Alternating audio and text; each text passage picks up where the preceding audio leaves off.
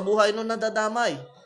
So sin is relational mga kapatid. It's not isolated. At minsan, no, the consequence ng private sin, nagiging public po mga kapatid.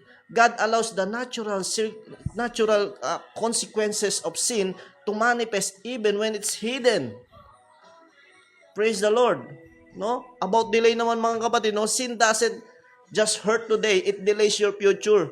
Hindi lang po tayo sinasaktan ngayon, ngunit mga kapatid, no, idinidelay po nito yung pangako po ng Diyos. Idinidelay po nito yung future. No, Isaiah 59:2 says, your iniquities have separated you from your God. Our iniquities mga kapatid, hindi mo man feel agad, pero it interrupts God's timing mga kapatid. Breakthrough, promotion, blessing from your family. No, pwedeng madili lahat po yan dahil sa unconfessed sin. Praise the Lord. No, dahil po sa unconfessed sin.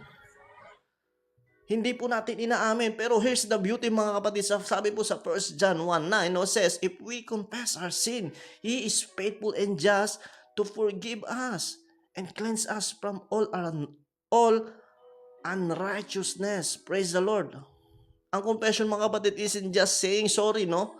Hindi po lang about to, alam po, pag nagkakasala tayo sa isang tao, no, we ask for forgiveness. Nagsasabi po tayo ng sorry. But then again, after nun, we will do it again. It theologically speaking, mga kapatid, it restores your covenant relationship with God. Hindi lang po, again, no, nire-restore po nito yung covenant at relationship natin sa Diyos. It fixes what was broken between you and God.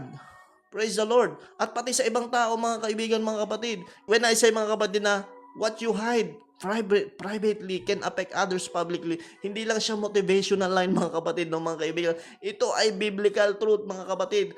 Private sin create public storms.